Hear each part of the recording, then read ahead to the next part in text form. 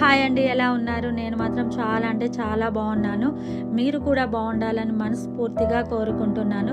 ఎవరైతే first time మన ఛానల్కి వచ్చారో సబ్స్క్రైబ్ చేసుకోండి. అలానే వీడియోని ఎక్కడ స్కిప్ చేయకుండా ఎండ్ వరకు చూడండి. సో ఈరోజు కాశీ అన్నపూర్ణాదేవి యొక్క పూజా విధానం గురించి తెలుసుకుందాము. సో అంతకన్నా ముందు ఆ అమ్మవారి యొక్క కథ గురించి తెలుసుకుందాము. సో పురాణాల ప్రకారం ఒకప్పుడు భూమిపైన ఆహారం కొరత ఏర్పడి ప్రజలు ఆకలితో అలమటించేవారు. తమను ఆదుకోమని, ఆకలి తీర్చమని ప్రజలు బ్రహ్మ విష్ణువులని ప్రార్థిస్తారు.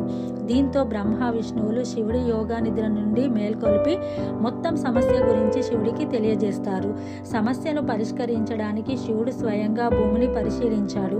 అప్పుడు పార్వతీమాత అన్నపూర్ణ రూపాన్ని ధరించి భూమిపైకి దర్శనమిస్తుంది.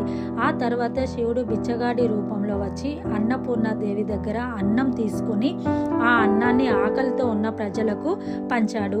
అనంతరం భూమిపైన ఆహారం, నీటి సంక్షోభం ముగుస్తుంది. అలా పార్వతీదేవి కాశీ అన్నపూర్ణాదేవిగా అవతరించినది. సో ఇప్పుడు ఆ పూజా విధానం గురించి తెలుసుకుందాము.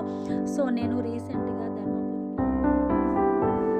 అక్కడి నుండి తెచ్చుకున్న విగ్రహంని ముందుగా నేను పసుపు నీటితో శుద్ధి చేసుకున్న తర్వాత పూజ అనేది చేసుకున్నాను.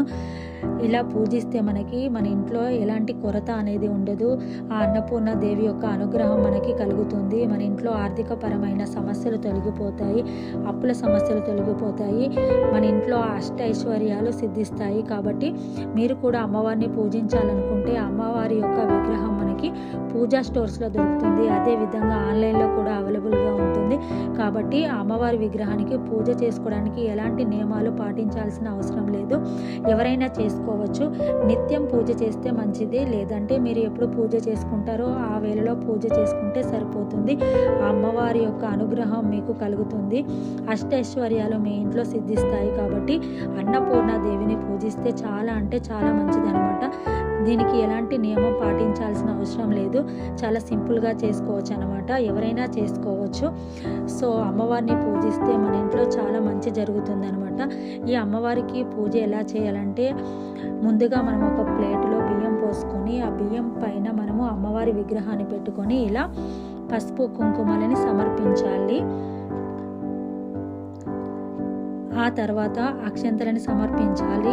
అక్షంతలని సమర్పించిన తర్వాత మనము ఆ అమ్మవారి యొక్క అష్టోత్తర శతనామావళి చదువుకోవాలి, లేదా విన్నా పర్వాలేదు. మీకు వస్తే చదువుకోండి, లేదా మీరు విన్నా కూడా సరిపోతుంది. కాబట్టి ఆ అమ్మవారి యొక్క అష్టోత్తర శతనామావళి చదువుకుంటే చాలా మంచిదనమాట. ఆ తర్వాత అక్షంతలను సమర్పించాలి. తర్వాత ధూప దీప నైవేద్యాలు సమర్పించాలి. సో పూజ ఎలా చేశామన్నది ముఖ్యం కాదు, ఎంత భక్తితో చేశామనేది ముఖ్యం. మీరు మనసులో అమ్మవారిని స్మరించుకుంటూ పూజ చేసుకున్నా సరిపోతుంది. ఆ అమ్మవారి యొక్క అనుగ్రహం కలుగుతుంది. కాబట్టి తప్పకుండా ఆ అమ్మవారి యొక్క పూజను చేస్తే మీకైతే చాలా మంచి జరుగుతుంది, ఆ అమ్మవారి యొక్క అనుగ్రహం కలుగుతుంది. సో నేనైతే ఇలా సింపుల్గా పూజ చేసుకున్నాను. నా యొక్క పూజా విధానాన్ని మీతో షేర్ చేశాను. మీకు నచ్చితే కూడా అమ్మవారి విగ్రహాన్ని తెచ్చుకొని పూజ చేసుకుంటే చాలా మంచిది. దీనికి ఎలాంటి నియమాలు పాటించాల్సిన అవసరం లేదు, ఎవరైనా చేసుకోవచ్చు, ఎప్పుడైనా చేసుకోవచ్చు. ఆ అమ్మవారి యొక్క అనుగ్రహం ఖచ్చితంగా మనపై ఉంటుందన్నమాట. కాశీ అన్నపూర్ణాదేవి అంటే చాలా మహిమగల దేవత అనమాట. కాబట్టి తప్పకుండా మీరైతే వీలైతే పూజ అనేది చేసుకోండి, లేదంటే ఆ అమ్మవారిని స్మరించినా పర్వాలేదు. ఈ వీడియో కనుక నచ్చినట్లయితే మీ ఫ్రెండ్స్కి, రిలేటివ్స్కి తప్పకుండా షేర్ చేయండి. ఈ వీడియో పైన మీ అభిప్రాయాన్ని కామెంట్ చేయండి. మీకు ఎలాంటి డౌట్స్ ఉన్నా కంపల్సరీగా నాకు కామెంట్ చేయండి, నేను మాత్రం కంపల్సరీగా రిప్లై ఇస్తాను. సో మీకు ఎలాంటి డౌట్స్ ఉన్నా నాతో షేర్ చేసుకోండి. అదేవిధంగా ఈ అన్నపూర్ణాదేవి యొక్క పూజా విధానం ఎలా ఉందో కామెంట్ చేయండి. సో మీకు ఎలాంటి డౌట్స్ ఉన్నా నాకు కామెంట్ చేయండి. ఈ వీడియో కనుక నచ్చినట్లయితే మీ ఫ్రెండ్స్కి, రిలేటివ్స్కి షేర్ చేయండి.